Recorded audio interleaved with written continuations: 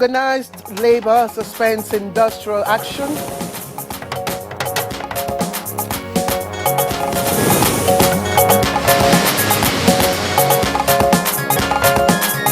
Nasarawa State Governorship Election Petition Tribunal nullifies Abdullahi Sule's election, declares Ombugado of PDP duly elected.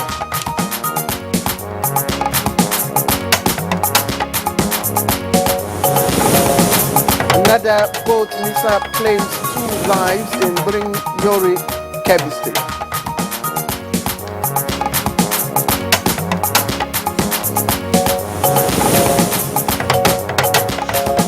And on Good Morning Nigeria today, our focus is on the new budget and economic priorities.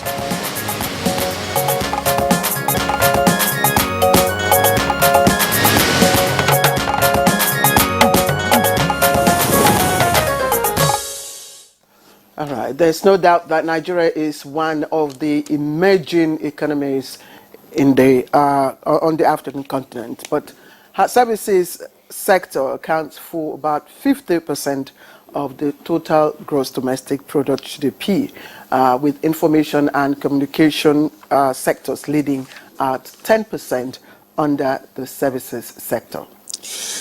Agriculture, which was the biggest contributor to the gross domestic product in the past, now accounts for about 23%.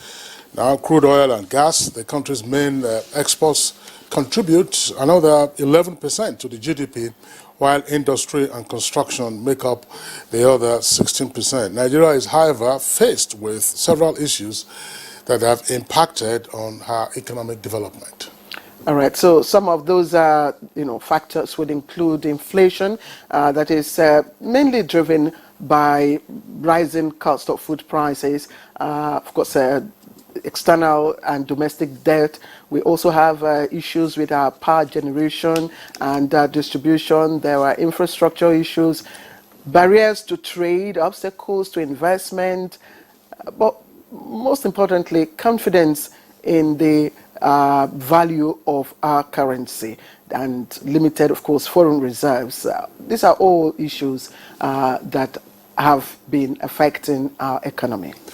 Now, the current administration has declared its intention to tackle these issues head-on with a commitment to an ambitious double-digit economic growth projection in the course of its lifespan. Now, the desire to change the narratives ushered in a reformed ministry in charge of budget and economic planning. The minister, Abubakar Atiku Bagudu, has made commitments that will ultimately ensure the country's economic potentials are unlocked to achieve the renewed hope agenda. And he did say also that all agencies under his ministry will be empowered to deliver on their respective mandates, and this is to ensure that targets are met. And one of such agencies will be the National Bureau of Statistics, which he says would develop a clear, measurable roadmap to achieve better sector targets. Well, Nigerians certainly are hoping for changes in a number of areas, and we recall that for many years the country's budget deficit exceeded its expected income. And for instance, the estimates of 21.8 trillion naira for 2023, which is this year, more than doubled the projected revenue of 10.5 trillion naira. So managers of Nigeria's budget and economic planning admit that the country is currently undergoing challenging transition, especially with the removal of fuel subsidy and its attendant effects. They also agree that this development require deep reflection on policy alteration and strategic interventions. Now, the Minister of Budget and Economic Planning maintains that the current national challenges present an opportunity for more creative planning and implementation. Now, there is also a target to submit the 2024 budgetary estimates this month, which is October, to keep up with the January timeline for its release. And this, of course, informs our focus on the task before the Minister of Budget and Economic Planning. On which note, we'd like to welcome you to this edition of Good Morning Nigeria. Another wet day here in the nation's capital. I'm Kingsley Osadolo. And indeed, we should also say, at last, we're breathing a sigh of relief. Labour had suspended the intended strike. So we are all back to work. So coupled with the wetness of the cities, the roads, we welcome you to another edition of Good Morning Nigeria, and it's happening from our studios here in Abuja. In the course of our program, we will be bringing you highlights of the morning news. We'll also have some business tips, and then much later on, we'll be reviewing the newspapers, and Chukwudi Okoli Ugbaja will be with us. Let's now join Amina Seidu Abubakar to give us highlights of the morning news. Amina, good morning. Happy to have you with us. Good morning, Claire and Kingsley. Good morning, Nigeria. Here is the morning news. The labor industrial action scheduled to commence this Tuesday has been suspended. This followed an agreement between the organized labor unions and the federal government after an intensive meeting which lasted about 5 hours between the two parties. The 15-point agreement includes payment of a wage award of 35,000 naira only to all federal government workers beginning from the month of September, pending when a new national minimum wage is expected to have been signed into law. They also agreed that the minimum wage committee shall be inaugurated within 1 month from the date of this agreement, while the federal government is to suspend collection of value-added tax, VAT, on diesel for 6 months, beginning from October 2023. Provision of high-capacity buses for mass transit in Nigeria. The federal government plans to implement various tax incentive measures for private sector and the general public. The federal government commits to pay 25,000 per month for 3 months, starting from October 2023. All the agreements are expected to be implemented within 30 days. Every single item in this agreement, we are extremely serious about them, and we wish to also reiterate that we are expecting 100% implementation. The Nasarawa State Governorship Election Petition Tribunal sitting in Lafia has nullified the declaration and return of Governor Abdullahi Sule. The tribunal, in a split judgment of 2-1, declared David Ongbugwadu the candidate of the People's Democratic Party as a duly elected governor of Nasarawa State. The Justice Ezekiel Ajayi-led tribunal, in the split verdict, agreed that the election was won by the PDP.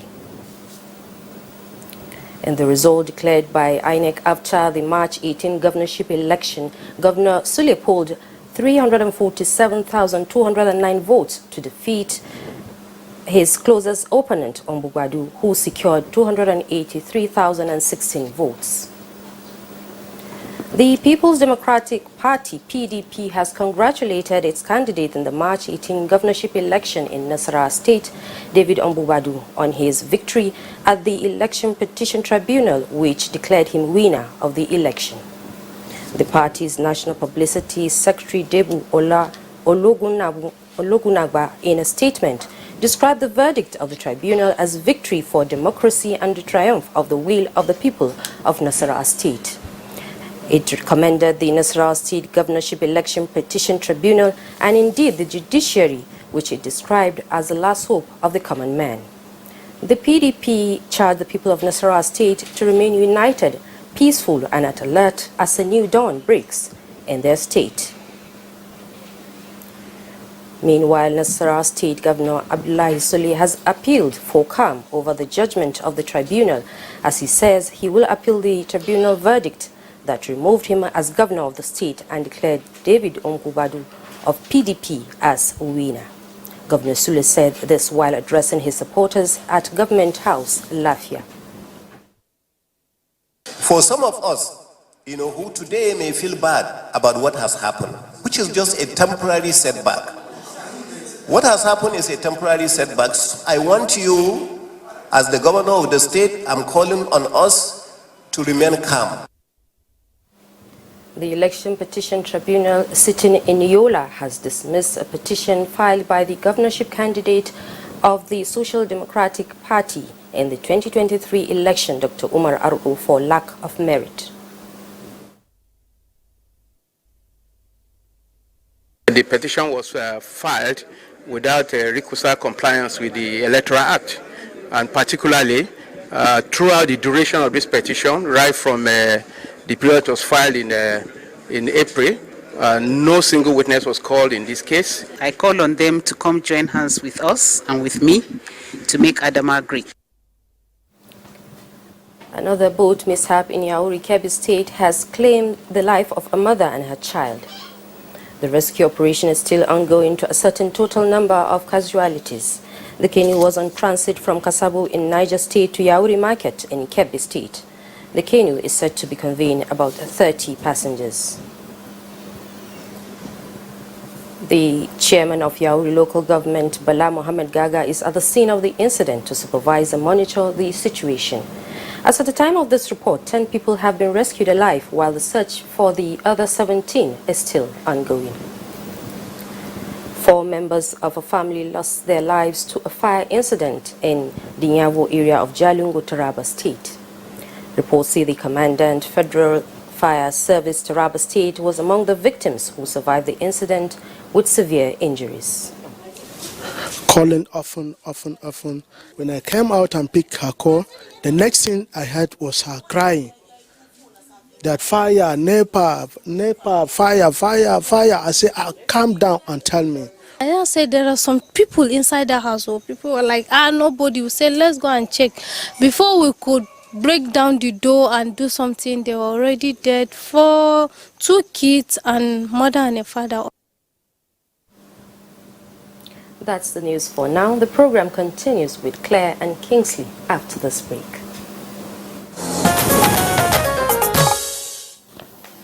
You're watching Good Morning Nigeria on the network service of the Nigerian Television Authority. It's time for business news, and we join our correspondent, Alika Opanache Arwa. The federal government hopes to create about 500,000 jobs through artificial intelligence, AI, by 2030. The Minister of Communications, Innovation and Digital Economy made this known when he released the ministry's draft strategic blueprint for the next 4 years. The document, titled Accelerating Our Collective Prosperity Through Technical Efficiency, Tijani said AI will usher in new era of technological and economic transformation, adding that in emerging economies, it is imperative that the country formulate a far-reaching national strategy to harness the potential of AI in an inclusive and responsible manner. In another development, maize scarcity and diminishing purchasing power are pushing Nigeria's poultry industry to a fragile situation, as farmers are forced to buy feed essentials at exorbitant rates. The operator says urgent interventions are needed to protect the viability of the poultry industry and safeguard the livelihoods of millions of Nigerians who depend on the essential sector. Consumers are also feeling the consequences of maize scarcity, as egg prices have surged by staggering 118.34%. With business news, Alika Opanachi Arua. That was Alika Opanache Arwa with business news. Next will be newspaper review in just a moment.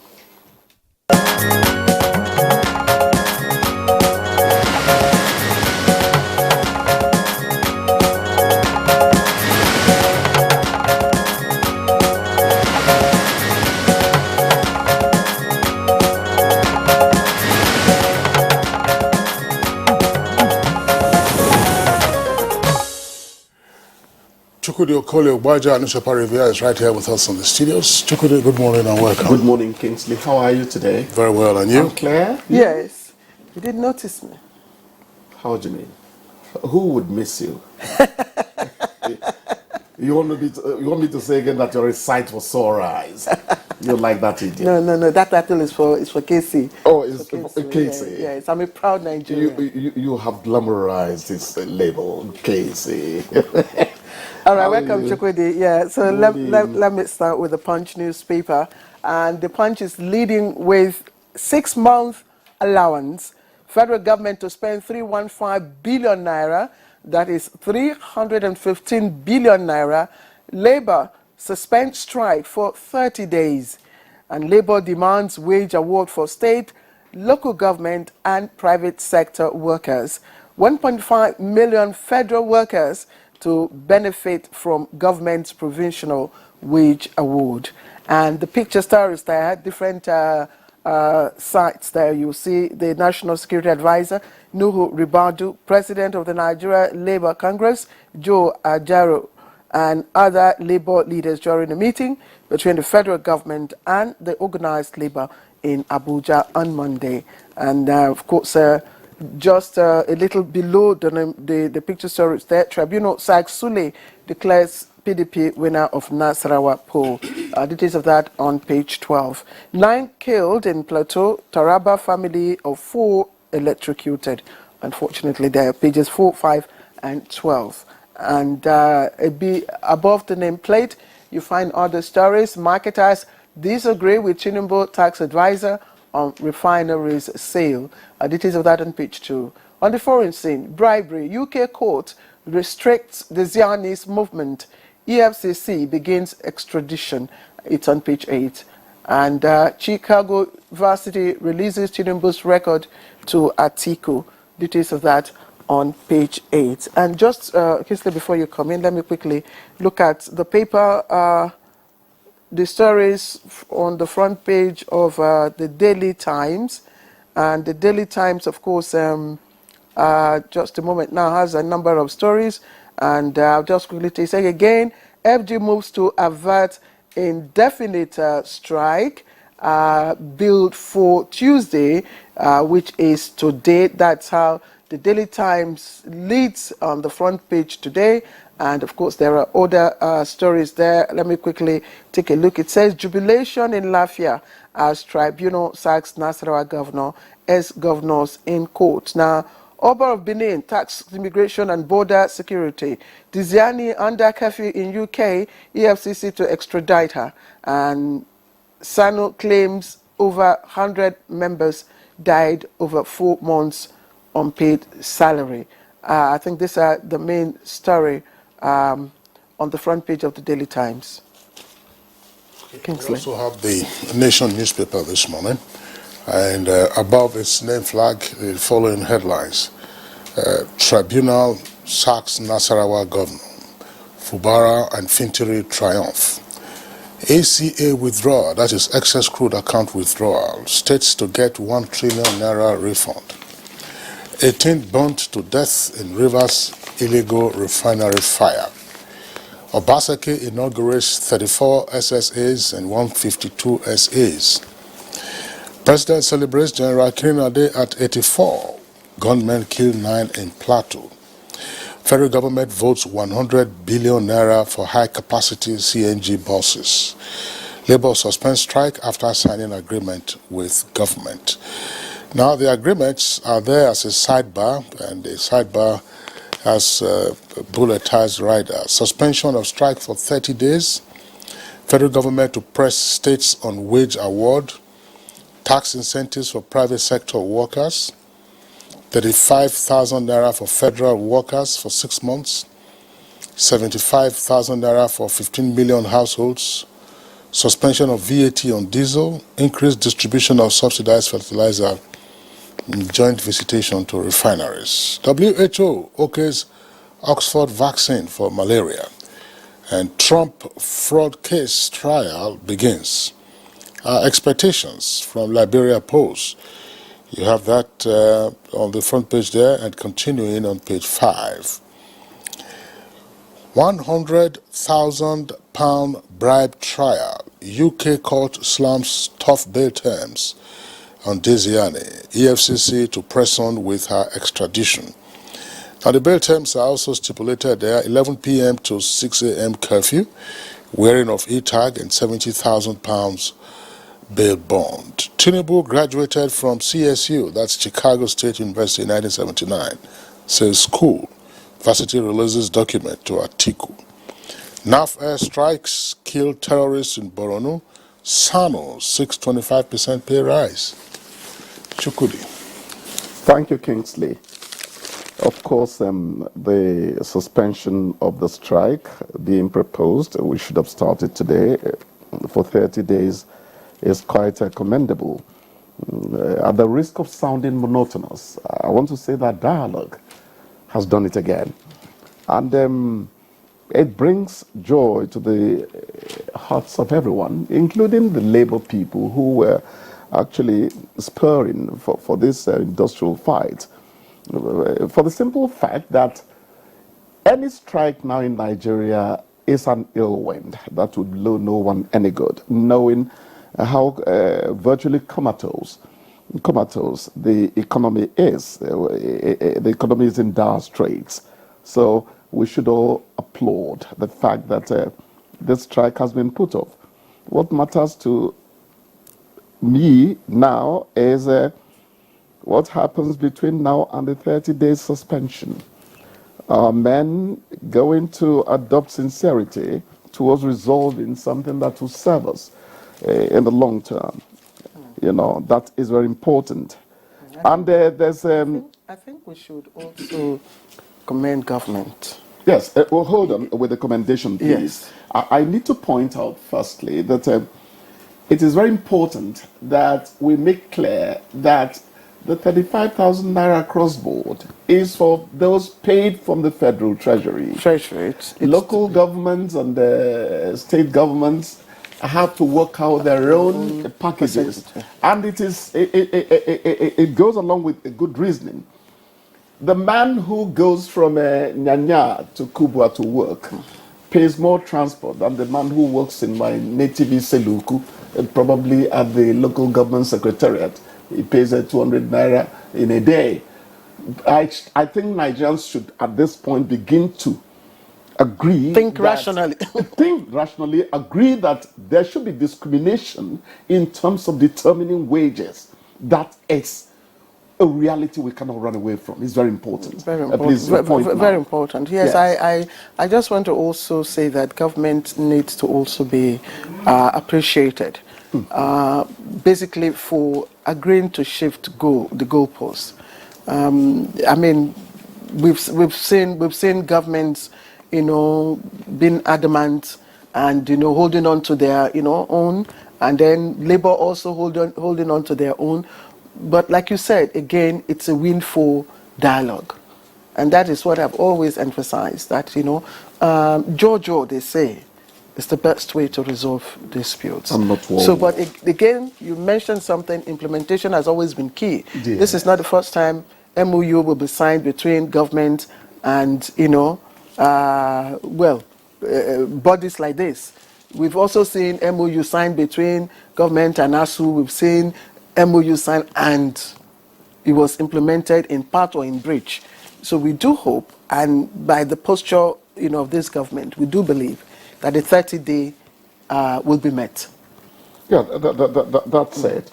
Kingsley, if you would just let me, before you weigh in on anything you want to bring up, WHO okays Oxford vaccine for malaria.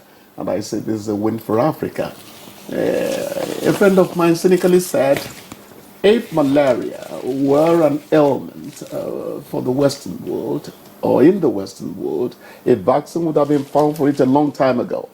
It's an ailment that, troubles mostly people on the African continent. I think 4% of malaria comes from the West. The rest of it is actually in tropical Africa. That was part of implied message contained in Mr. President's speech at the UN. That's it. I agree with you totally, completely. Yes. We are not junior partners you don't give us in a relationship. Exactly. Africa is important. Plan with us. After all, if we were allowed to grow normally without the scourge of slavery, maybe we should have been, walking shoulder to shoulder with these people. Well, no excuses. I mean, malaria is cited, when people evaluate the speed at which COVID-19 vaccine, sure. Yes, people cite we've been having malaria. So why is it taking such a long time to come up with a malaria? Because it was an African element, Quickly, again, 18 burned to death in Rivers illegal refinery fire. This is not good for us anymore. I'm not going to accept the excuse of poverty for these recurring infernos, deliberately, lit up. We hear that it is from an illegal refinery. The owner of the refinery, John Bodo, I want to think that the nation did its investigation for them to come out openly with the name, sustained severe injury. His son, Uche, who graduated recently from a tertiary institution, died on the spot. That's not talking about the other people who died there. The commandant of the Nigerian Security and Civil Defense Corps there, Basil Igwebueze, gave the death toll as 18.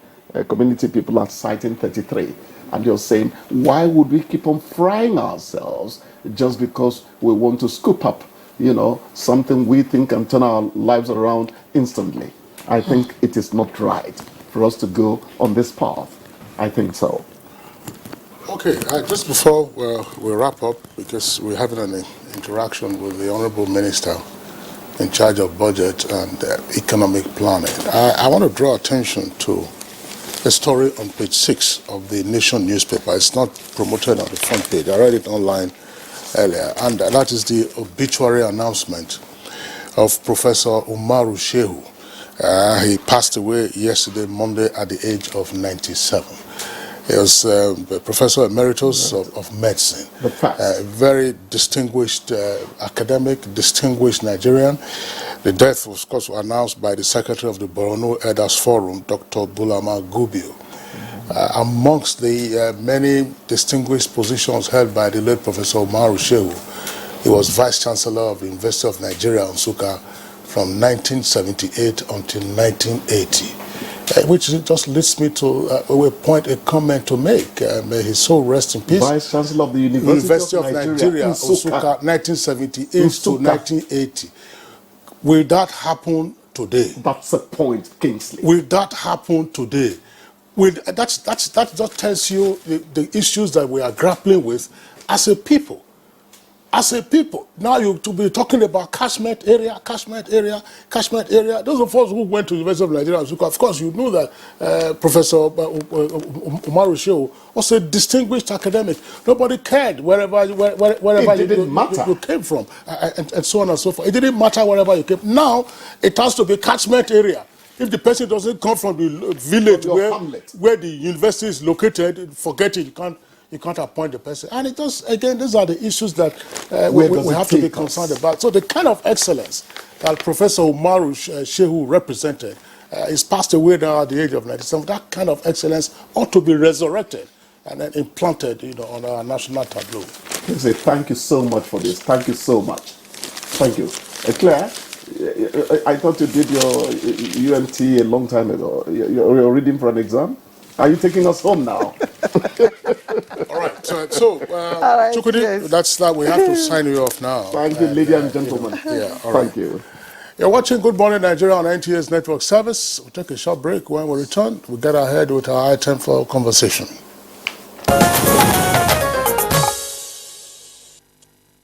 All right. Welcome to the program as we begin our conversation on the new budget and economic priorities facing the Tinubu administration. Let's take a background report put together by correspondent Uyemi Ajayi. Now, for many who may not know some of the roles of the Minister of Budget and Economic Planning, it includes preparation of annual budgets of the government and the processing of annual budgets of parastatals, organizations, advisory services on budgets, preparation of supplementary estimates, amongst others. With the inception of Bola Tinubu administration, certain reforms were made in that ministry. The minister, upon assumption, made it clear that his ministry would develop a clear, measurable roadmap to realign the work of the National Statistical System to achieve sector targets and SDGs milestones. The newly approved social protection policy under the ministry would also be given special attention in order to assuage the growing challenges of poverty and access to improved conditions of livelihood in its implementation.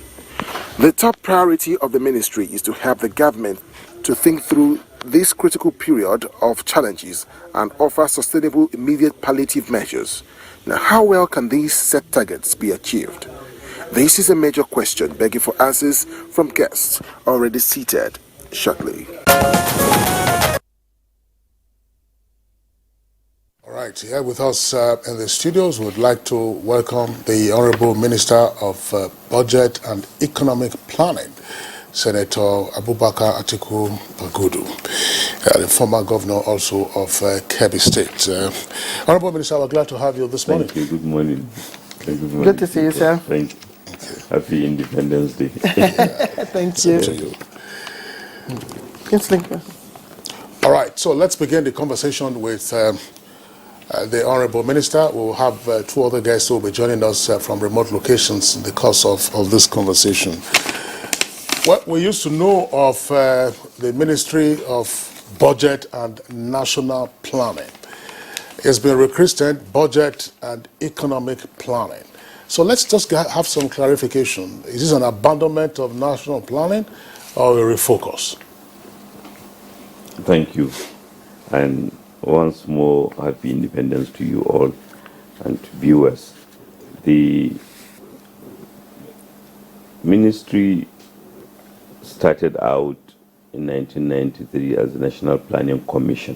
So there is a law called the National Planning Commission Act, which is still subsistent, which defines the national planning mandate, including, of course, the preparation of long-term, medium-term, and short-term plans. And the mandate still remains that of the ministry. The new name is to draw into focus the urgency with which we have to confront economic issues, not an abandonment of our national planning goals. We already have an Agenda 2050, which is our long-term perspective. We have our National Development Plan 2021 to 2025, which was a 5-year plan drawn from the Agenda 2050 in order to give us a set of strategies to pursue within the 5-year period 2021-2025. And then we have 3-year cycle of medium-term expenditure framework, and which is submitted to the National Assembly annually. So this, and then the annual budget cycle, all these are planning tools, largely economic, in order to help us maintain consistency, maintain alignment between planning and implementation, and maintain the journey towards a common goal. Okay, Honorable Minister, I'm sure Nigerians would probably want to know much more about this change in nomenclature and how that will probably address the current transition process that Nigerians are going through at the moment with regards to the economy. I'm sure you must have read the latest compromise between Labour and the federal government. That now adds much more to the economic issues that the ministry would have to address. Well, thank you. It's not the creation of Ministry of Budget and National and Economic Planning is one of the institutional realignments that were done in the wisdom of the current government under the able leadership of President Ahmed Bola Tinubu. There has been the creation of a coordinating Minister of the Economy as well as Minister of Finance in order to work together and coordinate the various efforts, particularly the new institutional structures that have been put in place, recognizing our potentials. The economic or ministries that have big potential to create economic growth have been recognized, and where they are merged, some of them have been split in order to support the quick deliverance of both. We have the Ministry of Steel that is carved out of the Ministry of Solid Minerals.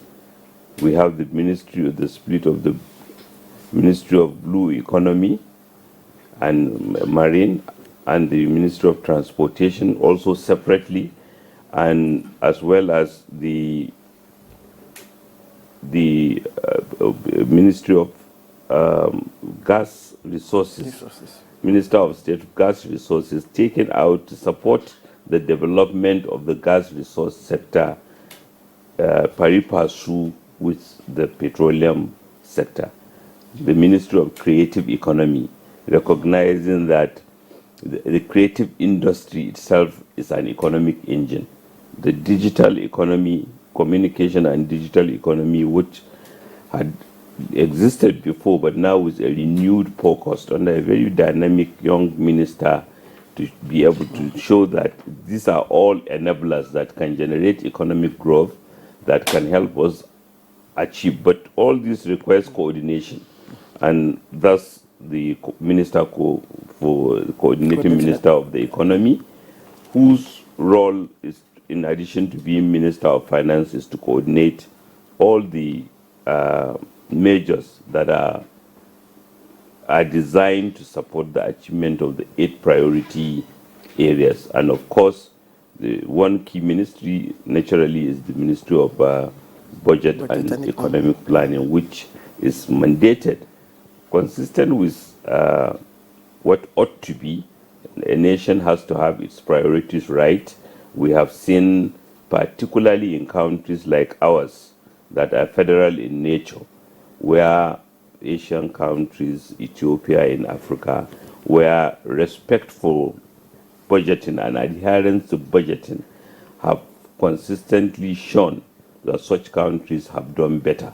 Because in a federal system, not only do you have to agree a set of goals you want to achieve over time, you have to generate consensus with the subnationals and mobilize the populace to believe and to support the achievement of those shared objectives. And Nigeria have done well with this before, particularly in the 70s. The national development plans that existed then helped generate almost near double-digit growth. So, what is the target of the incumbent administration with respect to economic growth, and therefore elaborating on the gross domestic product? And which are the, I know that there are 8 priority areas, but what are our growth targets, and how realistic, again, are these growth targets? So, the President, Asuwaju Bola Ahmed Tinubu, campaigned on a manifesto called the Renewed Hope Agenda. And this is an ambitious agenda which recognizes that Nigeria, as has been done by many other countries, can generate rate of growth, double-digit rate of growth. And that is ambitious in the sense that the world economy has limited growth almost around the globe, where countries that were doing double-digit are now generating growth rates at under 5%. So the National Development Plan, the 2021 National Development Plan, also was modest in the sense that the average rate of growth provided in that National Development Plan is 4.76. But in the Renewed Hope Agenda, we felt we can do much more. We felt we can mobilize Nigerians to put underemployed resources and idle resources, as well as mobilizing ones that are not even in use, to activity. And we should be able to generate, even as challenged as the world is, rate of growth in excess of 7% upwards to double digit by the year 2027. So what are the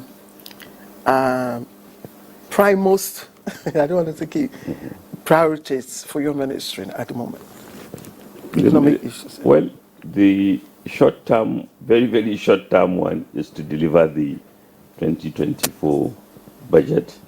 The second major one is to review, as provided by the design, is to review the National Development Plan, because the National Development Plan always provides, so sometimes in the case of Nigeria, provides for a mid-term review. And especially now that we have a new administration with an agenda that is even more ambitious to realign the National Development Plan with the renewed hope agenda and work that has been done by many committees, the policy advisory committees, in towards the implementation of the renewed hope agenda. Equally is to help mobilize, because part of the mandate of the ministry is generating consensus. We have been meeting with the subnationals to see what they are doing, to see how quickly we can support each other, the federal and states, in order to generate more activity. We have been meeting with development partners, which is part of the mandate of the ministry, the International Economic Cooperation Department. We have met with numerous development partners to see how we can work better, how their development support can be more aligned to our own needs in order that we achieve more growth. We have been meeting with civil society organizations to draw attention to the fact that national plans, economic plans are tools that everyone has the opportunity to participate in, interrogate, so that we can make better and take ownership. And we are pleased with the cooperation. So the engagements have drawn attention to the need to pursue the 8 priority areas with BIGO, so that we can begin to deliver rate of returns higher than where we are now. And we are pleased with the engagements. Honourable Minister, just before we return to you, let me quickly introduce other guests that will be joining us in the conversation. We have Professor Ken Ife, who will be joining us via Zoom from Enugu. Professor Ken Ife is an economic policy analyst. Professor Ken Ife, thank you very much for joining us from Enugu. We'll return to you very, very shortly, please. I also would like to introduce from Lokoja Studio, Professor John Alabi. Professor John Alabi is Dean, Faculty of Management Sciences at the Kogi State University, Ayingba, and he's also President and Chairman of Council Institute of Classic Entrepreneurship, ICENT, Nigeria. Professor John Alabi, thank you very much. We will also return to you presently. Please stay with us, please. All right. Honourable Minister, in general, how do you intend to communicate economic planning and plans to the citizens, to the business persons, so they can be guided in their own decision making and in their own expectations?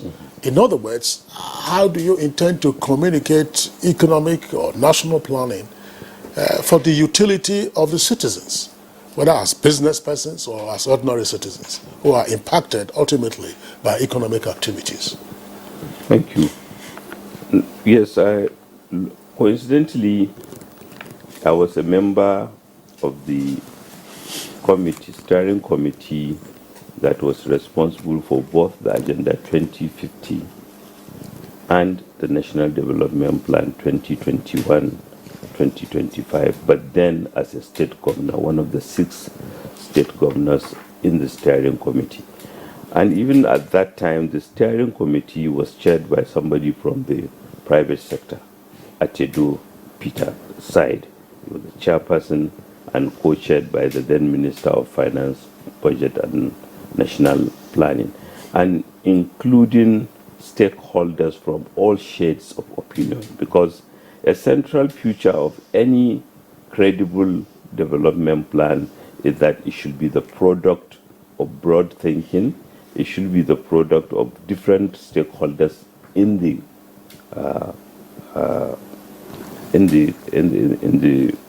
society, and that was what was done. The steering committee consists of all that people. The private sector was represented, civil society was represented, unions were represented, subnationals were represented, federal government was represented, and that is.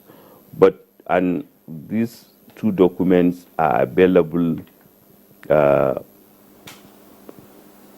online in different websites. Any search engine you use can produce for one the document.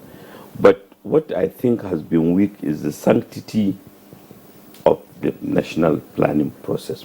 So many people just assume these plans are not brought to bear in the conduct of policies and policy making. But maybe that is too harsh.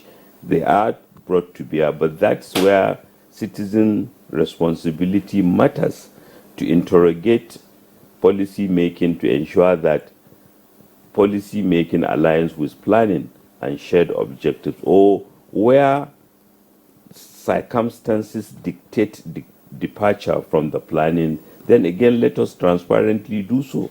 Let us interrogate the plans and say, look, the world has changed, or circumstances have dictated that we need to calibrate or realign the plans that were made, and then they should be done. So that's, again, as I said earlier, that's why the 2021-2025 development plan anticipated the need for a midterm review, which is being conducted. How do we communicate better? First, to draw attention to the fact that strategic communication involves leadership, and President Asiwaju Bola Ahmed Tinubu has been providing that kind of leadership. That, look, we need to respect what we agree to achieve together, and we need to work hard at it. So, as Minister of Budget and Economic Planning, I've taken it upon myself that is not a tangential aspect of the mandate of the ministry, but a central one. So we have been engaging, like I said, everyone. We have been engaging. We have met with the Chartered Institute of Bankers of Nigeria. We have met with Institute of Chartered Accountants of Nigeria. We have met with the National Defense College. And all of them, I've been inviting them, do you use these materials as training materials? Because they are not materials that belong to just one arm of government. This will be available to all our institutions, should be part of training programs, should be digested, criticized, and so that we reformulate where we need to and do better. So the ministry appreciated the importance of ensuring that Nigerians are aware about the goals, even in summary form, of these plans, and the importance of reflecting these objectives in the policies, both at the national and subnational. We just last month had at Oshobo a meeting with all the state commissioners of budget and economic planning at a forum called the Joint Planning Board and National Council on Development Planning. Because the nature of our federal setup has made the ministry one of the key coordinating ministries of our federalism, where subnationals and nationals meet and discuss and appreciate what is taking place elsewhere, appreciate the potentials of the different parts of the country, different states in particular, so that we can all do better. How can we support states better? How can we align what each other are doing, and it has also been a big opportunity to further appreciate both the Agenda 2050, the Development Plan 2021 to 2025, and the Renewed Hope Agenda and the 8 priority areas of this administration, so that we can make haste quickly. Okay, Honorable Minister, I'm glad you're talking about the agenda, global agenda. Let's look at Agenda 2030, which is encapsulated under the SDGs. And if you look at the goals, they're benchmarked with targets, timelines, and indicators. But sometimes it's become a bit hazy, to evaluate accurately because of data, inaccurate data. And even some of the data that we have at the moment have been recalibrated. Like, for instance, the Social Safety Net Register, the Minister of Humanitarian and Poverty Affairs, was saying, going round again to recapture, people perceived to have been left out, in the previous. So I'm just wondering, what data would you be relying on in formulating your, roadmaps and frameworks?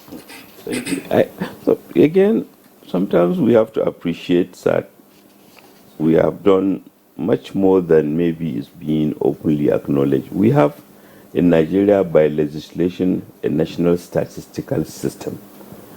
It doesn't create one agency. It created a system that should be coordinated by the National Bureau of Statistics. For example, under that system, states are encouraged to create their own statistical bureaus that will work, and over close to 26 states have their own statistical bureaus. And the whole idea is that data should be generated in a decentralized manner so that it can be interrogated properly, and where there is need for support, the system should support each other. And the coordinating system, or the coordinating agency, which is the National Bureau of Statistics, even though one of the agencies under the Ministry of Budget and Economic Planning, is supposed to operate independently with respect to methodology, with respect to timing, nature of the way they conduct their surveys, with respect to the timing and with the timing of the surveys and the release of the report, so that they are devoid of political influence as much as possible. And a lot of that is happening. Last week or 10 days about also, I met with the National Population Commission, and the kind of credible data they have is amazing. They have conducted, using over 600,000 resource persons, surveys with cartographic maps that are GIS based, that can show you locations of different parts of almost every part of the country. In fact, they told us that out of the 774 local governments in the country, it was only in one local government, Abadan, in Borno State, that they were not able to conduct EAD mapping and stuff. So that is amazing, particularly in view of reports which tend to suggest that even data collection can be impaired by other challenges. So there is an avalanche of data there, but it doesn't stop there. It stops from, it include people interrogating in order to enhance credibility.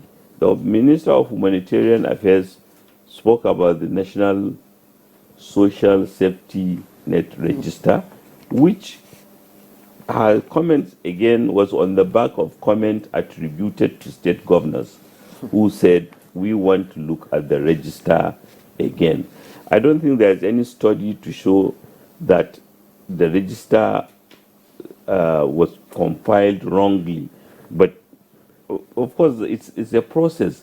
Even where something exists and there is a need to interrogate it by subnationals, that's a welcome development. Okay, Mr. Thank you very much. Let's now bring it to the yearly budgetary cycle. There have been two major concerns with our national, or if you like, more specifically, federal budgeting system. One has to do with, in recent years, the excessive deficit, many would argue, and the size of the budget. And more particularly, the quantum of resource allocation to recurrent versus capital. How much of an issue is this to you in handling your current assignment? Thank you very much. I'm glad you raised the issue of deficit, simply meaning that what we are spending every year is higher than our revenues. And that is true. That is why the biggest element of our spending is now debt service, paying for borrowings we had taken before. The borrowings, the deficit, we have been borrowing to finance budget for almost a decade and a half now. Part of it, of course, due to global economic challenges, part of it due to insecurity that have limited our production, even of the crude oil that is one of the most easiest sources of revenue, used to be the one of the most easiest sources of revenue for the country. So that's a big challenge. And that is one of the key appreciation of the renewed hope agenda, that is unsustainable. We have to convince Nigerians that, look, let us take measures that may seem painful, but that will set the stage for a greater Nigeria tomorrow. And that is what we have started doing by the macroeconomic changes that have led to deregulation of prices of fuel and even the exchange rate itself. So that will help reduce the amount of budget deficit. Even in 2023, before the year runs out, we believe that there will be a significant dump to the anticipated budget deficit, and so also in 2024, the benefit will continue to show. And so that's on deficit. Secondly, on the quantum of resources that goes into recurrent. There are, like I said, the biggest recurrent is now debt service. So if you take debt service, the other major issues are, because we are a growing economy, because of security challenge, you need money to pay your security services, you need money to pay for federal hospital workers, and the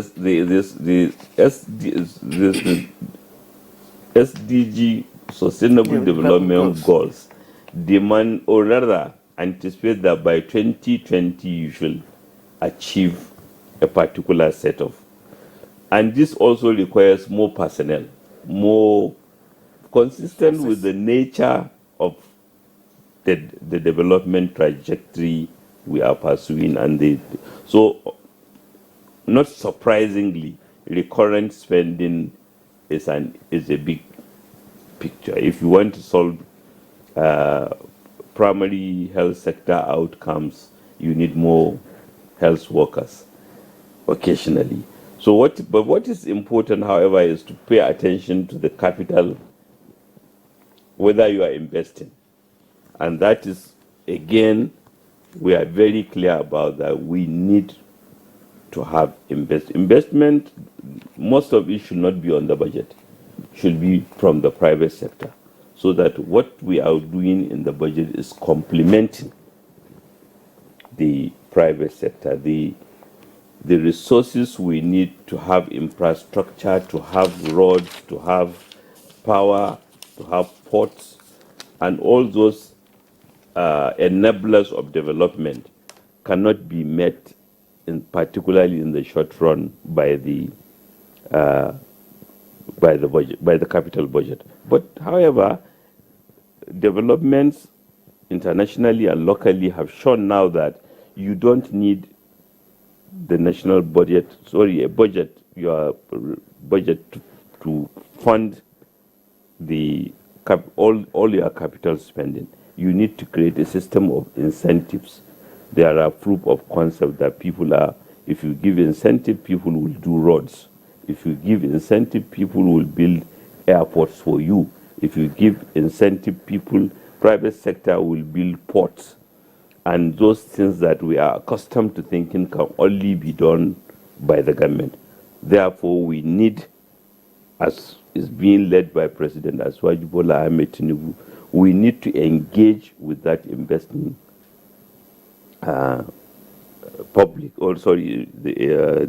the private sector, so that we give them the opportunities to come and support our development. That's why President personally led an investment drive to the G20 in India. He was in UAE. He was recently at UNGA, and he was equally in France, which are all commendable efforts to show that we want to boost our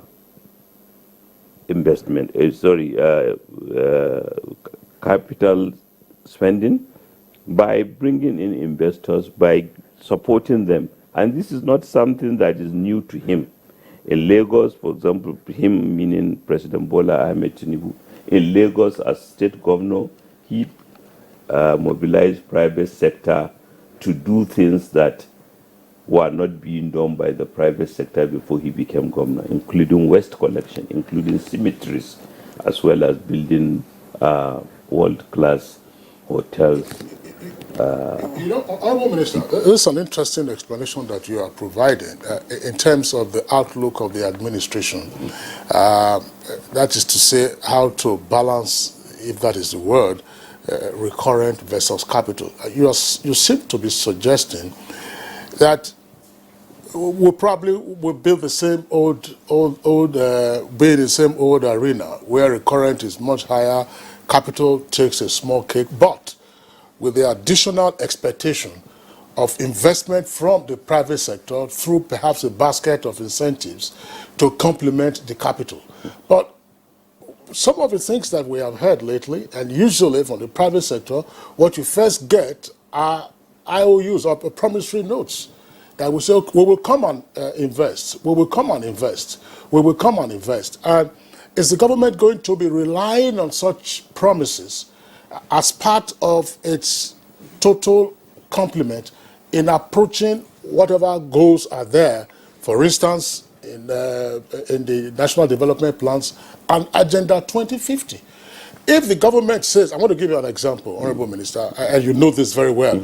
Government says, okay, we're going to open up arterial roads in the country. And the Minister of Works has said that we're going to build rigid pavements from Lagos to Abuja, passing through 8 states. A number of issues arising from that. So who does that? And when does the person start? How does it fit into your own plan? I'm a private sector person. If I'm not satisfied, for instance, with the incentives that you are providing, I back out. It might take you a few months or many more years to get somebody else to be interested.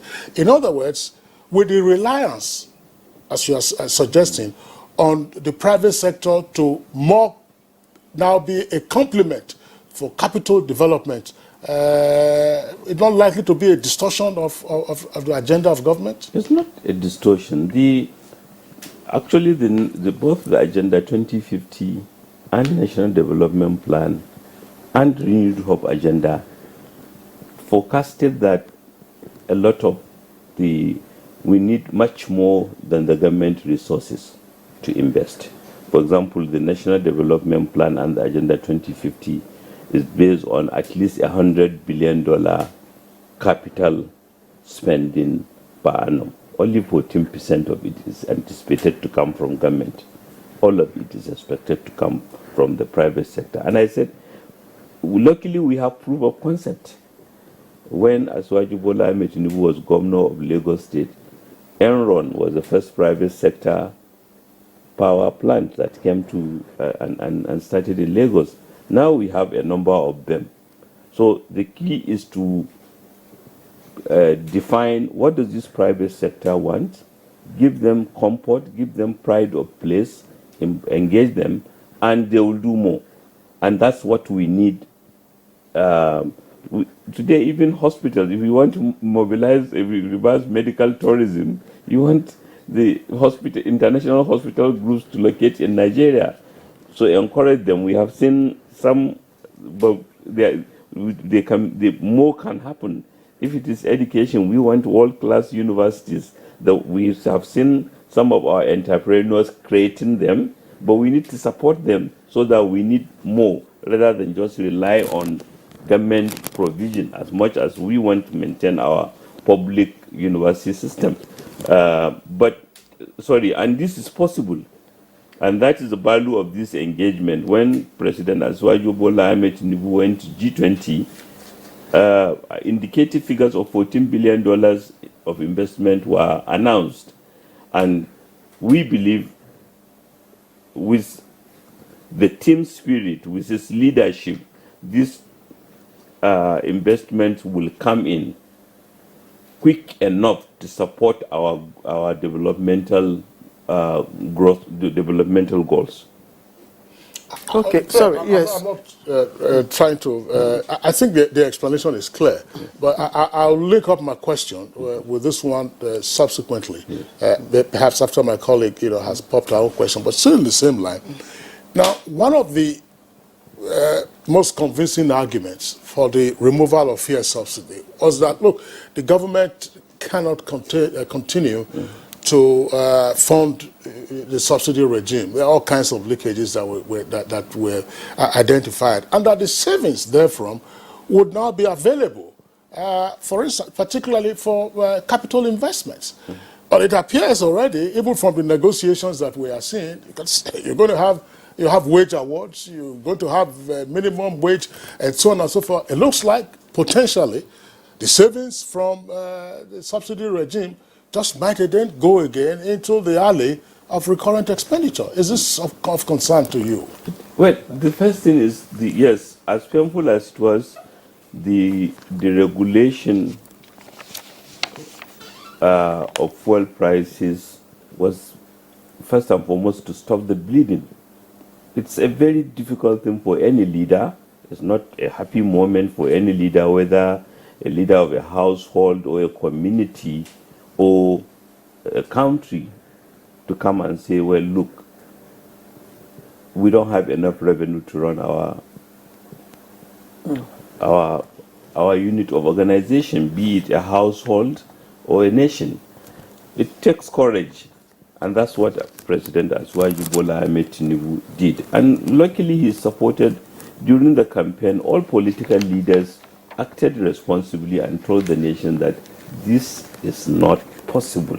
And even before them, President Buhari himself have acknowledged that this is not, but it takes a kind of courage of Asiwaju Bola Ahmed Tinubu on his first day when he was being sworn in to face the nation, and as appreciative as he was for the mandate that the nation gave him, to say that, look, let's do the right thing and stop the bleeding, and he did that. So, and when you, even in stopping the bleeding as he did, there are interest groups who will obviously say we are affected by this in ways that maybe cannot be appreciated by others. And it's a negotiating process, and as a committed Democrat, that the president is, what will he do but to listen to all shades of opinion and negotiate, so that we are not fighting any, we are mobilizing all. We are just saying that, look, the bleeding has to stop. And luckily, Nigerians have supported that. But in doing so, there are those who will bear a disproportionate share of the pain that needs to be paid attention to. And again, the president has been doing so. We rolled out palliatives even before negotiating with level. Maybe somebody will say maybe not enough, not adequate. not adequate. All right, Honorable Minister, let's just answer before we let you go now. I would like for you to share honestly with us, because good policy would require implementation. Yeah. Effective implementation means you have enough capital to pursue it. And we know what our reserves are at the moment. Oil, we're still relying on oil. The other sectors are just trailing behind, and we are still investigating the potential of gas. I'm just wondering, how liquid are we in terms of, pursuing our economic framework? Well, the best person who can answer that question is the central bank governor, just by mandate. But the first thing is the courage and conviction to face up to the situation you are in. Like I said, it doesn't matter whether you are dealing with a family or an individual or a nation. And that's where we have, that's the starting point we are at, and that's where our optimism lies. And it's not like gas, we are not exploring. We got drunk on oil and ignored everything else. And now we have a leader who says, look, we have many other things that are as valuable as oil. You can't say gold is not as valuable as oil, but maybe because of our comfort with the oil revenues, we ignored our gold, we ignored our bitumen deposit, we ignored our crab industry, we ignored shrimp farming. We felt that we don't need to do more, this is enough. But no, somebody is now saying, rightly so, that for us, in anticipation that will even be the third largest country in the world, population-wise, we need to do things remarkably differently, with courage, with sacrifice, with boldness, so that we will take our place in the fight in the Committee of Nations that we ought to be. All right, Honorable Minister, Budget and Economic Planning. Of course, Abubakar Atiku Bagudu, who was also a former governor. I would like to thank you. Unfortunately, we would have loved to continue this conversation with you, but of course, you have other pressing, government engagements. We'd like to thank you once again for finding time to join us for this conversation. And we will continue with, of course, our conversation in just a moment. Welcome back, and it's still Good Morning Nigeria on the network service of the Nigerian Television Authority. We have still our two other guests whom we earlier introduced, Professor Ken Ife, who is a regular on Good Morning Nigeria, and Professor John Alabi. You saw Professor John Alabi earlier, that's him there, and then Professor Ken Ife from remote locations. Ken Ife via Zoom in Enugu, and Professor John Alabi joining us from Lokoja Network Center. Let's begin with Professor Ken Ife. Professor Ken Ife, you listened to the Honorable Minister of Budget and Economic Planning. What are your takeaways from his responses to our questions? Let me first begin by congratulating His Excellency, because he just stands out as one governor that had very long vision, very far vision ahead of his time, because he is one governor that has explored the potentials of a new economy, which is the bioeconomy, and he actually put paid to that process. But coming to the many things that he has talked about, I think we also need to recognize that national planning is the microcosm of our economy. So not only that it affects all aspects of our economy, but it also gathers together all aspects of our economy and launch them into a planning process. All the subnationals, local governments, they all come through when it does all the joint planning board meetings, and then it goes down to have the same planning section in all ministries and coordinates them in accordance with what the FRA 2007 predicts. Also, even within that law, that was fiscal responsibility law, FRA, we have the MTEF framework, which is the medium-term expenditure framework, and this is the tool that is used by the budget to also encapsulate what goes on all over the economy. Even though in the national development planning process, where we have the short, medium, and long term, As you could see, EIGP was a short-term one, Vision 2020 was a medium-term. The National Medium-Term Planning Framework, which we got 21 to 25, is a medium-term one. And then you also have the Integrated Master Plan of the longer term, and then you have the Agenda 2050 longer term.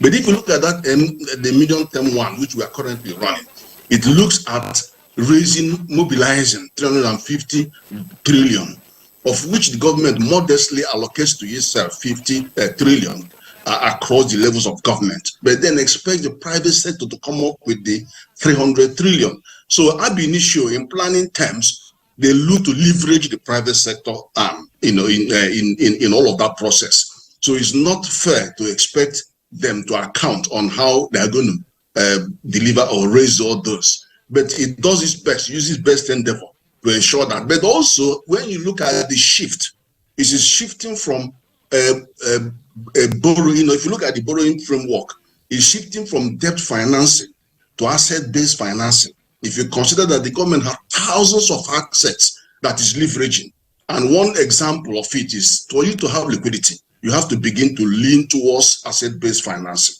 And I was happy when the Minister of Finance says, look, I'm not going to be going into all this borrowing without showing me cost-benefit analysis. And that is absolutely correct. And when you see the likes of the $14 billion being pledged by India, it is an example of asset-based finance. And if you look at the recent actions of the new government, it's all about asset-based finance. If you see Murphy, it's all about asset-based finance, and that brings liquidity into the system and then deal with the long-term challenges that we are having. I also needed to weigh in on the questions about transparency and communication. That even within the Fiscal Responsibility Act 2007, it could rise. It says many areas where there has to be public awareness and consultation. MTEF, which is being delivered by the Ministry of Budget, and I actually participate 2 times in a year when they come out on public consultation. And then I speak to the audience, usually about 400, 600 people or more. And so they actually bring this matter up around July, August, and then come back again around September to actually, when the planning process begins, budgeting process begins, they also go out again to public consultation. Then also the National Development Plan does its own public hearing. So you have all that, all the whole process is laced with consultation of subnational entities, planning and accounting officers in all the levels are all involved in that process. And there's maximum transparency. The president, the minister comes back again to read the budget, to everything all along. It carries everybody, all segments along in that whole process.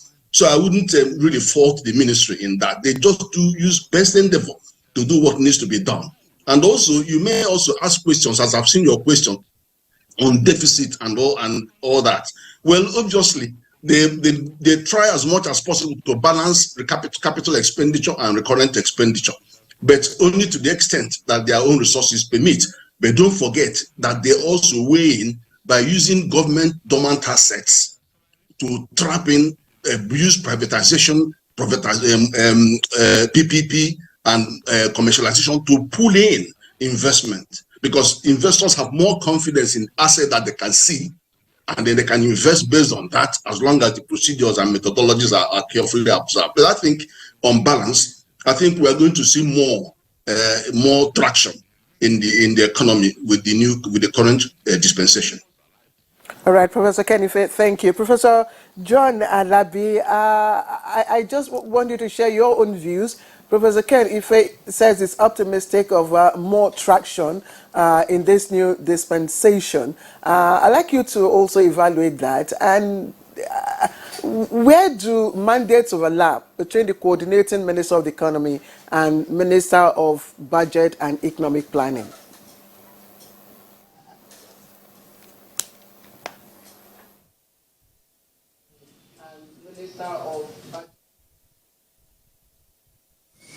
Yes, thank you very much for having me. I think I want to quickly look at the questions posed to the Honourable Minister, and in 3 perspectives. First is the critical issue of the structure for national planning.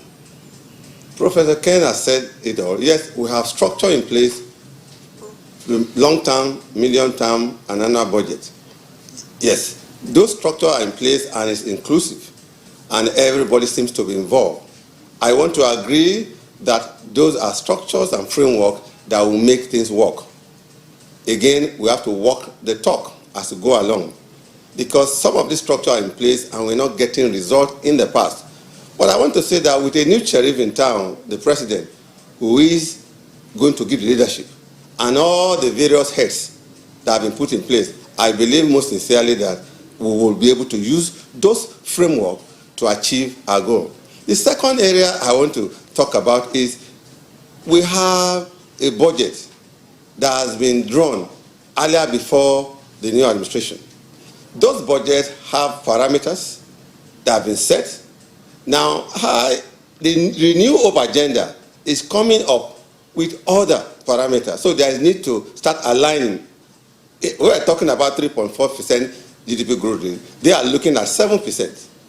We are talking of, in the budget, 11 trillion budget deficit to be financed by debt, another thing. Now we are talking of asset financing to override the critical issue of debt financing. So there is the need to do alignment, as it were. Then the third thing which you asked is about the ratio of recurrent and capital. Hitherto, like Kingsley asked the Prime Minister, it's as if we are doing the usual again. And the Minister said no, but that there are conditions. I want to say that we must continually tweak our budget spending in favor of the capital. But that's not to say that where you are saying, let's stop the bleeding, and the bleeding has stopped. Of course, you must work on the patient so that it can breathe. That is the reason why we're talking about, adjusting the salary so that it can cushion the effect. These are the issues that are critical. So the renewal of our agenda will have to be looking at what has been set in the budget. Recall that 5 months or 6 months is already gone in the budget, and we're looking at the other part. So they came in halfway. So that is one. Now, the issue you have asked is that what is the role, as it were, of the coordinating Minister of Economy and the Minister of Budget and Economic Planning? I'm of the opinion that the word national planning that was used before is not a misnomer. Why don't we say Ministry of Budget and State Planning? You already have subnational who are planning. All you require to have is economic planning, which presupposes that it's a national one. Now, in doing that, their job is cut out for them. Ensure that the entire framework for the budget process are followed, right from the renewable agenda, the annual budget, to the MTF, to the development plan, and to the long-term plan of 2050. Once they follow that, they will make sure that it's done. I'm also happy that the instrumentality of the joint tax board should be really used, such that what we're doing will be concurrent across the nation. Subnational are 36 in nature. If the federal does decide to do a thing and do not coordinate appropriately with the states, we're going to have problems. So I think the joint task force will need to be integrated, and the national planning, the Minister of Budget and Economic Planning will be doing that. The coordinating minister has his role called out. Remember, he is the Minister of Finance. Now, coordination requires to ensure that all the long-term plans of the nation is put together, and we want to make sure that they work. For instance, we are talking of moving away. You're looking at 7% growth rate. You're looking at asset financing as debt financing. You're looking at the 8-point agenda. How do I ensure that whatever we do at the federal and subnational work together? So the Minister of Economy must be up to task in doing that. I want to say that it is not as if it's superior, but each time you have somebody who coordinates, you want to leverage the targets. You want to say, how far are you doing? Are we all focusing on one? It's just like having a chief executive in an organization, and we have general managers all over the place. They will do things in consonance with what we have, strategic planning, so that at the end of the day, we'll be able to achieve those growth trajectory we are setting for ourselves. I want to believe that with the leadership of the president and the capability of the ministers that have been put in place, I think they will want to run with the vision, so that in the next 6 months, we can say, these are the quick wins. In the next 1 year, these are what we have achieved. And people will say, yes, the government is working. Figures are good. Most of the figures that is doled out by National Planning, the Bureau for Statistics, and the CBN at times run in conflict. I begin to wonder, don't you have a coordinating minister or position that says, this is it, statistics must be uniform? Each state also, before you can say, I recall one state saying, no, the figures given by MBS is not right as regards inflation rate in my state. I begin to wonder, who does the planning? What is the source of the data you are using? How you do it? So we must have that done by the coordinating ministers. I think that role will work out well. That is the role I think the coordinating minister of economics will do, so that he will be reporting at the Federal Academic Council that this is the level we are now, and we are on the same page at all times. So, John Alabi, thank you very much there for your elaborate explanation. Gentlemen, I want to raise this again so that we have a better understanding before we get back into the annual ritual of budgeting and the expectations and outcomes which we rarely ever take cognizance of. The urgent matter on the table now is how to deal with the consequences of fuel subsidy removal. And also how to harness the benefits of fuel subsidy removal, because there were reports that, after the removal of fuel subsidy, the FAC allocations grew in size. Not so? But here we are, there are already demands coming from the other end. You have a raft of palliative measures that have been announced.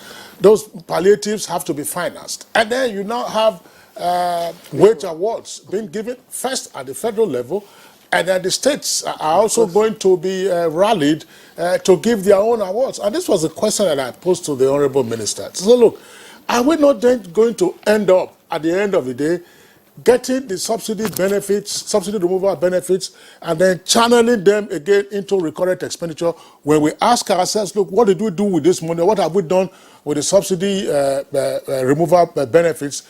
Everybody will be looking at each other. So how do we walk this tightrope, as it were? I want to begin with Professor Ken. What do we need to do?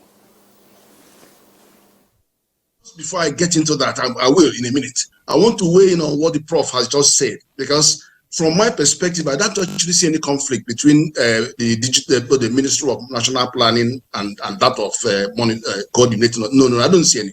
Because you remember in this your program, I was with the Minister for Finance, Budget and National Planning, and you asked her why it was necessary to merge finance, budget, and national planning.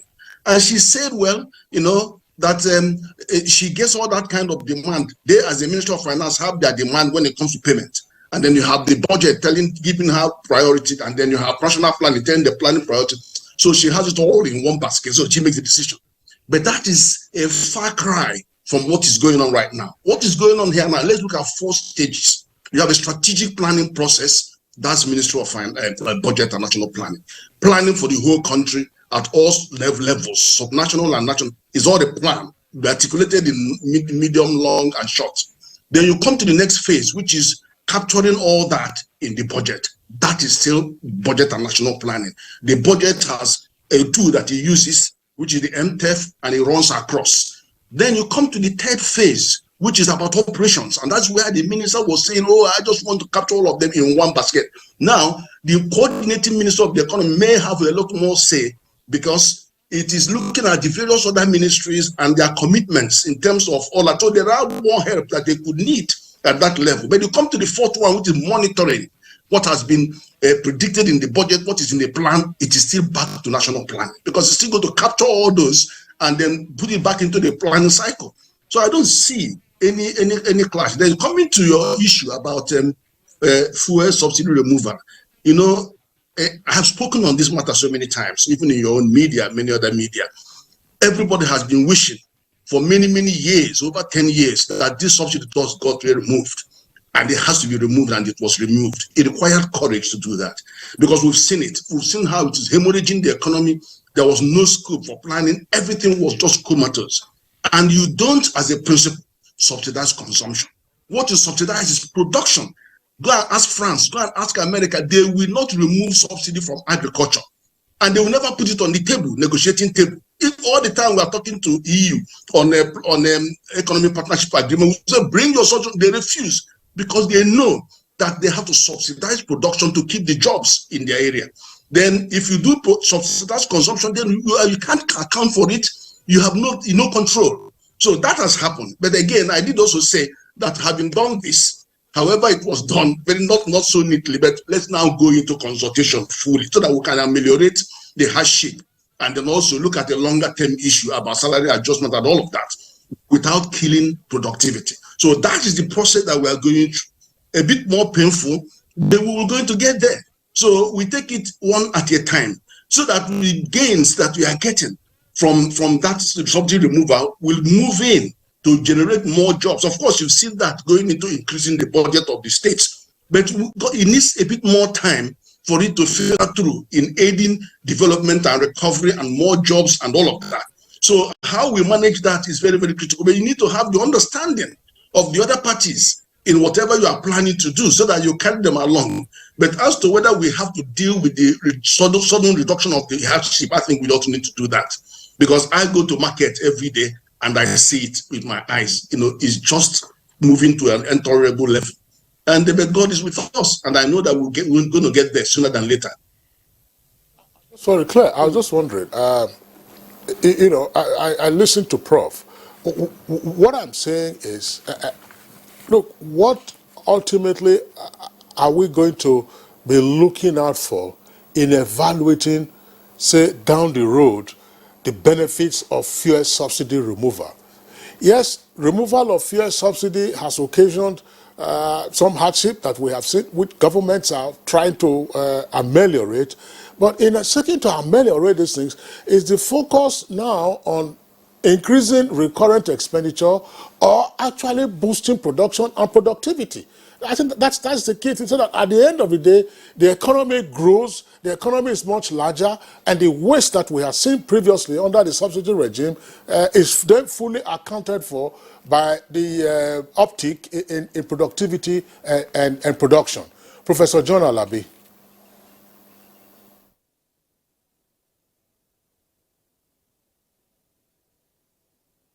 And production. Professor. Thank you very much. Your question is very clear and I think it's apt. My take is that anytime you have a strategic plan and you have strategic goals to achieve, there are intended consequences and unintended consequences. And in achieving the goals you set for yourself, you want to take all holistically. Let me say that the removal of the fuel subsidy by government is predicated on the fact that we're going to use it to do A, B, C, D, E, F in long term. Even though the resources will not be enough, they are saying, oh, we want to leverage other financing sources. Now, those things are clear and in the front burner in terms of capital expenditure. But as you go along the trajectory, you do not have capital expenditure without recurrent because human resources are involved. Now, what probably say and what I also allude to in fact is that we must take note of those issues that will affect the attainment of those goals. And that has to do with the hardship. You are, again I'm saying, somebody is bleeding and you want to stop the bleeding. Once you stabilize, then you must stabilize the person by way of cushioning the effect. Because once you start bleeding, you require a different medical position to survive. So what we were doing in essence is that I want the government to ensure that the clear-cut items, deliverables from the subsidy are highlighted and listed, and we'll follow them religiously. But whilst we're doing that, we are a developing economy. There's no how we will not be having some recurrent expenditure. But my take is that we will not spend the chunk of that subsidy gain on just financing consumption, as Prof. said, or recurrent. But as you go along the trajectory, if you ensure that those human resource elements and other areas are taken care of, I will buy that. My take again, you asked that question. If we want to reduce recurrent expenditure, we have said on this for us severally, is the cost of governance we have to address. honestly, I've said it severally. Our political structure is so monetized that everybody is going into it. And so we must look at that area, not the wages, not the poor man, not the vulnerable in the street. We must continue to subsidize food. We must continue to address the issue of wage, because we have a living wage. We must continue to subsidize anything that has to do with those who are the productive sector of the economy. But for me, if you want to reduce your current expenditure, you have to look at our political structure we have. The payments are too humongous. The kind of paraphernalia we have are also high. We must address those. Those are the areas. But we must have clear cut. I want to see those deliverables. At the end of the first or second year, what we have said in terms of first of removal, we're able to do, oh, the East-West Road is completed. Oh, the red line from Abuja, from southeast to Abuja is completed. These are the kind of things I want to see. Then we can now say, yes, we have achieved. Otherwise, I'm afraid, if we start paying wage awards, increasing wage, look at the spiral effect. I think the president of the country is also very careful.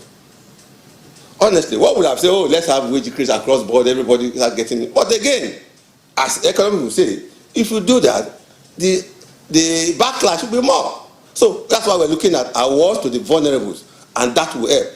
Those things that will help the poor and the vulnerable to survive in this harsh time where we're doing the restructuring and repositioning, I think they need to have it. But my take is that we must set out those deliverables we want to use so that at the end of the year we can say, oh, we have achieved this. In 2 years we have achieved this. And if we do that, I think we'll get there. That is my take. Nalabi, thank you. You probably would also want to respond to my question. I'd like to bring in Professor Ken Ise. Professor Ken Ise, this is a very short question. What do you think should be the body language or behavior, if you may, of the Minister of Budget and Economic Planning in terms of implementing the 8-point agenda with regards to policy change and continuity? Are you talking about the state-based agenda or the federal-based agenda? Which one are you referring to? Point agenda of Mr. President. We're talking about the 8-point agenda of Mr. President. Oh, right. Okay, no, the 8-point agenda are quite spread, but in the same, if you look at that, you could see a refocusing in the 8-point agenda.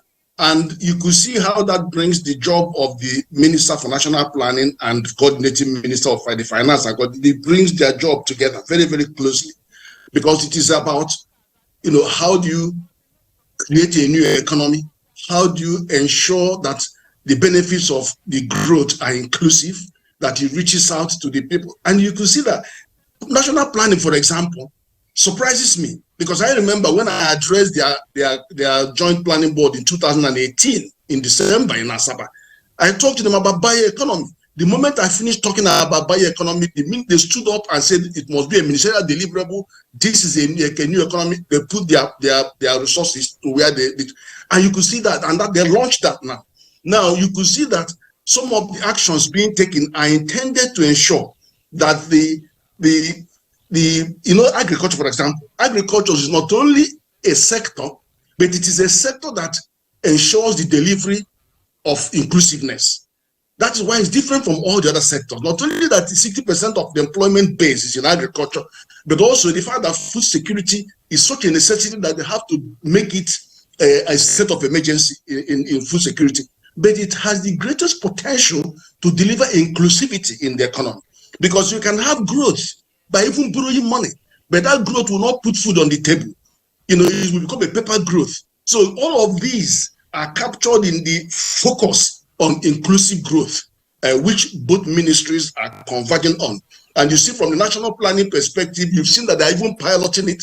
And then from the Ministry of Finance perspective, you see how they're moving away from the hemorrhages in the economy that is making it impossible for the government to have more accretion to capital projects. We talk about, look at your major concern now on subsidy.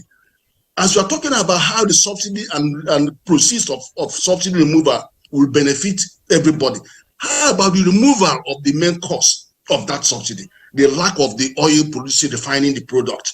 The cost, the bloated cost of that subsidy, over 50% is because they're transporting our crude abroad, refining it abroad, and transporting it back. All that cost blows up the value of that subsidy. But when we begin to address the fundamental issue about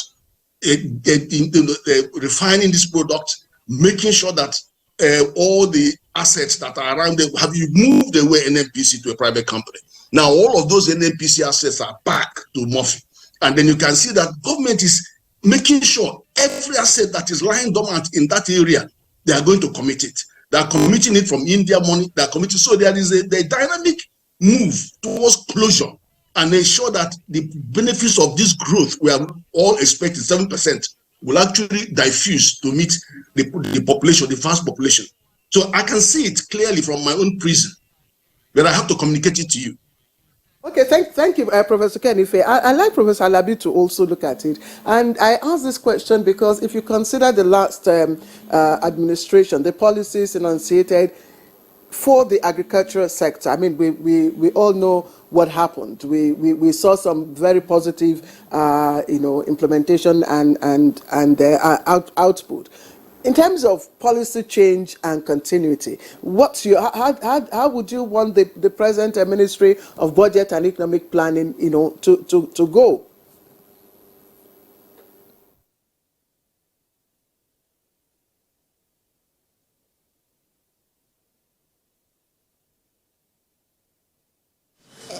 Well, thank you very much. I think it's important to say that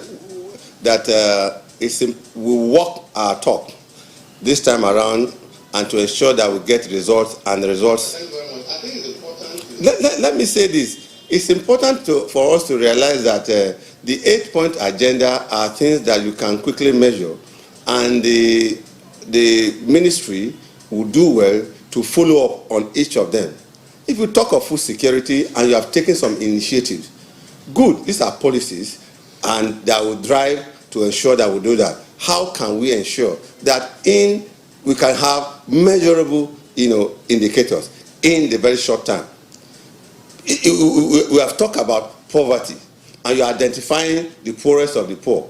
Now, all the various gamut of activities, programs that you are churning out, be it cash transfer, be it the social protection programs, all, and of course, the issue of opening up buffer stock, all this should be measured so that it is not just a policy statement made by them. I think the ministry will have an effective monitoring and evaluation mechanism to give feedback to them.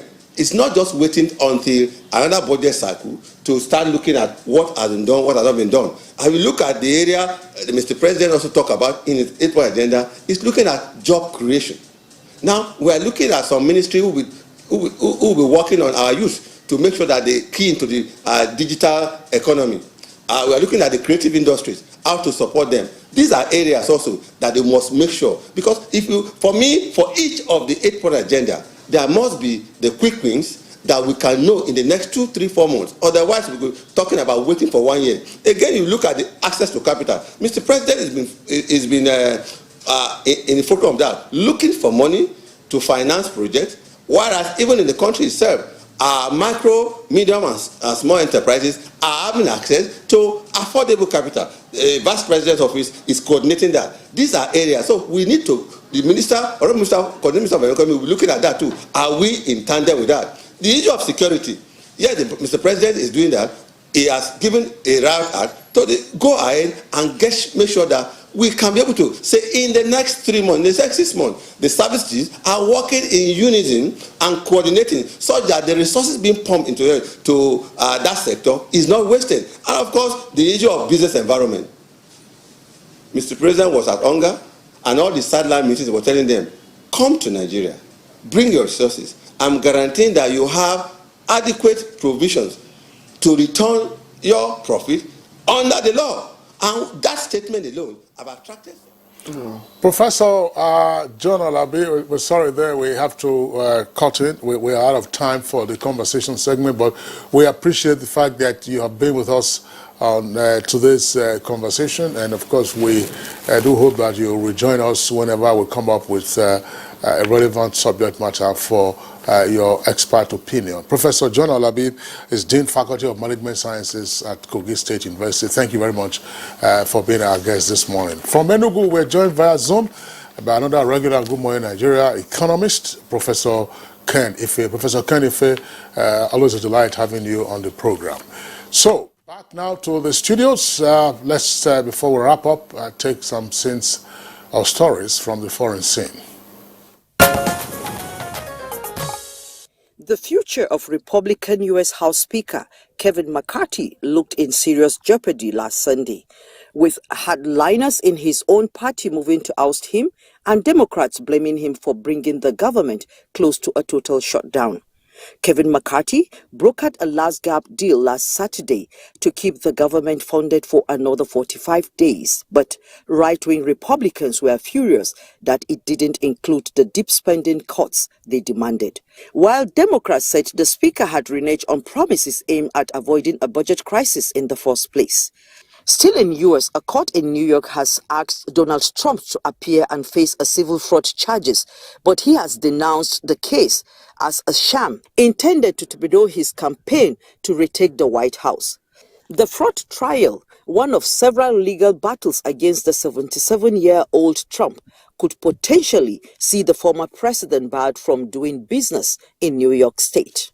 And elsewhere, in a church in Mexico, reports have it that a roof collapsed during a baptism in the northeastern area of the country on Sunday, killing 10 people, including children, and injuring dozens more. The disaster struck the coastal town when about 70 people were attending the service at the Santa Cruz Catholic Church.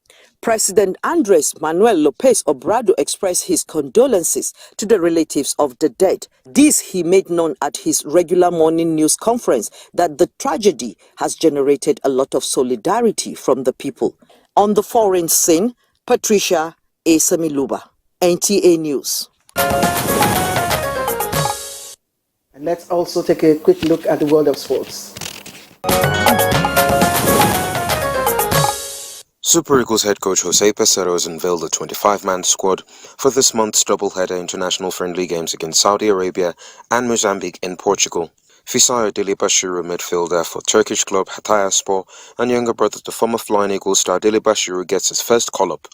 There is a return to the team for the trio of Kenneth Omeruo, Alex Iwobi, Bright Osai Samuel, And that's Good Morning Nigeria for today.